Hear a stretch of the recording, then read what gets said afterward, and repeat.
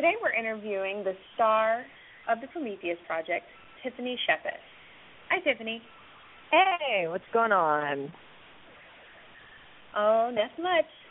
Well, we are looking forward to having you in the festival, and so just have a few questions for you here. As well as starring in, you were also one of the producers, is that correct, of the Prometheus Project? I was, yeah. I was brought on to the Prometheus Project, originally talking to them about just starring in it. And inevitably, just, I knew a lot of people in town. I could help them out with a lot of stuff, and so it was their decision to bring me on as a producer of the project.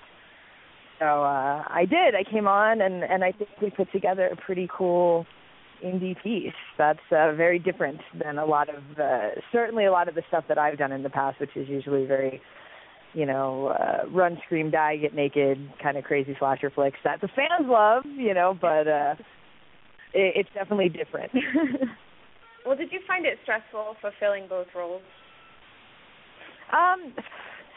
Stressful? Making a movie in general is stressful.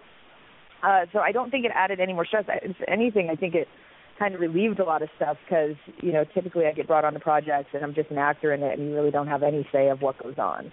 And you can make suggestions and say, I think this actor would be really great and I think we can get them because I have access to them. And you kind of are, not heard if you know what I'm saying? Like they don't really listen because you're just an actor, So right. it made things a lot easier when it came to, offering suggestions and things like that. You're taken a bit more seriously on the producer side of it. Plus, it just only made sense. I've been in the horror world for, 15 years now and, know a ton of distributors and can help with stuff like that. And certainly I'll help just on the actor side, but there's definitely more incentive when it's a project that, I own a piece of. Absolutely. Okay, and as an actress, what was it that drew you to this project?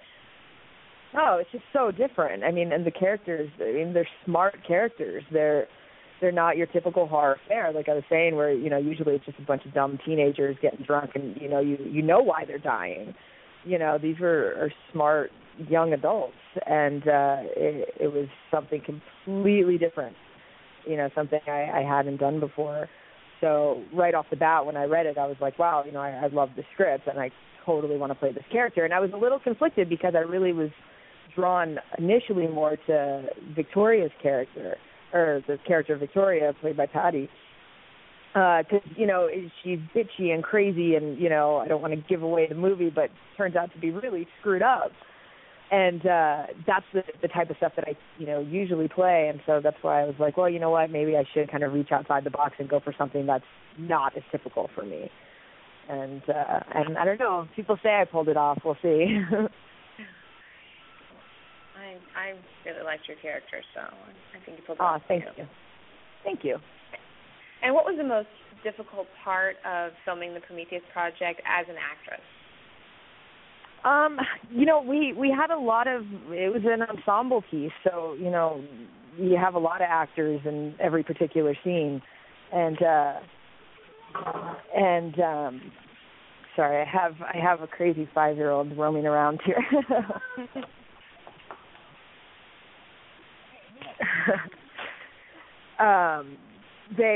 We had an ensemble cast, so, occasionally you have scenes that go perfectly well, for you, but it didn't go good for another actor, or it wasn't right for camera, and so you have to do things over and over again, and that's the way it works on every movie, but on this one, with a lot of, super emotionally driven scenes, it became a task. There's an end scene where I'm in the cage, and it's very emotional and crazy, and we actually had to go back and redo it. And so stuff like that is challenging because you're like, damn it, I did it great the first time, and what was wrong? And you realize that it was just like a camera angle, or, one of the other actors' performances wasn't up to par, or whatever it was, and you're like, man, how do I go back to that place again? So, so there were moments like that, but overall, I think we had a pretty good shoot. Any shoot that you're doing independently on, lower budget is going to be difficult. So, but we're kind of used to that. Now, the film was kind of set up for a sequel. Would you be interested in working on the sequel? No, of course I wouldn't be interested because I married the director now and I won't get paid. So I have no interest. That was awful. You know, we were dating when we had to do pickups, and I'm like, what do you mean I don't get paid for this? You know? No, of course I would. I think the movies, if there's an audience out there for it, I think everyone would come back to do a sequel for it. You know, if you know, the audience embraces it the way a lot of us did, I think most certainly everybody would come back and be a part of it. It was a great shoot, and Sean's a really good director, so. Okay, and you just mentioned that you married a film's director. So did the two of you actually meet on set? We didn't meet on the set. We had met, you know, a few years earlier, I think it was, but we didn't even get together until after we were done shooting. It's like kind of impossible to get to know anybody on a movie set usually, unless, like, you know, they're your co-star, and that's usually because you're rehearsing together every day. And certainly with, like, all of the like issues that Sean had going on, like we're trying to direct a movie and doing it low budget, and you know, all these actors to deal with, like we really hardly had any time to really even talk. It wasn't until after the movie that we actually became friendly. And for and those like, wow, this guy's that, actually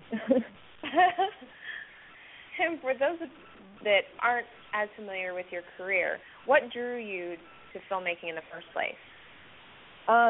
Nothing drew me to filmmaking. Stuff drew me to the horror genre. I was a major horror nut as a kid, and I lived in Manhattan, and there was an audition for a trauma movie.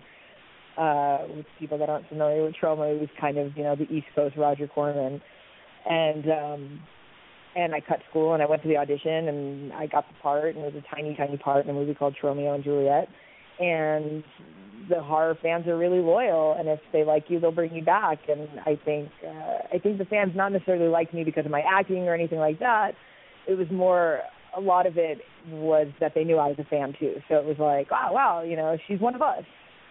You know, I mean, I would go to conventions and be sitting next to like big horror icons and signing with them, but like still geeking out myself. So it was just a love for a genre that it was like, wow, and I can make a living doing this. How awesome. That is, I think that's probably a dream. Oh, yeah, absolutely. Are you currently working on any projects that we should be looking out for? Well, I've got a few that are coming out this year, which are pretty awesome. I've got The Violent Kind, which played Sundance this year. Wow, congratulations. Thanks. Yeah, it was directed by the Butcher Brothers, and the executive producers on it were big dudes, you know, the guys that executive produced Halloween and the Texas Chainsaw Massacre remakes. And, wow. And so it's a pretty cool, really weird movie. Super weird, as a matter of fact. I just watched the final cut the other day, and I'm blown away by it and its awesomeness, and also blown away by how bizarre of a film it is. It's another one that I think genre fans will be like on the fence about at first, because it's not necessarily only a horror film, and that's all I can say about it. And then I also have the Night of the Demons remake coming out in October, among a million other movies, like Sickle, where I play opposite Kane Hodder, and God, I can't even remember what I have coming out, but a bunch of stuff coming out this year. And I'm producing one with Sean called Wood, Glass, and Bone that we also brought. Dustin Lowry came back from the Prometheus Project and Death Factory Bloodletting to produce with us, along with Jeff Allard, who executive produced the Texas Chainsaw Massacre and The Violent Kind. So we're in money-raising stages for that now, and getting that stuff together. So, well, you are a busy lady. I try. Well, I really appreciate you taking time to talk to me today, and we hope to be hearing more from you soon. Yeah, me too, and I hope to see you at the festival. Absolutely. I will be there. Cool. All right. Well, thank you. Thank you. Bye-bye. Take care.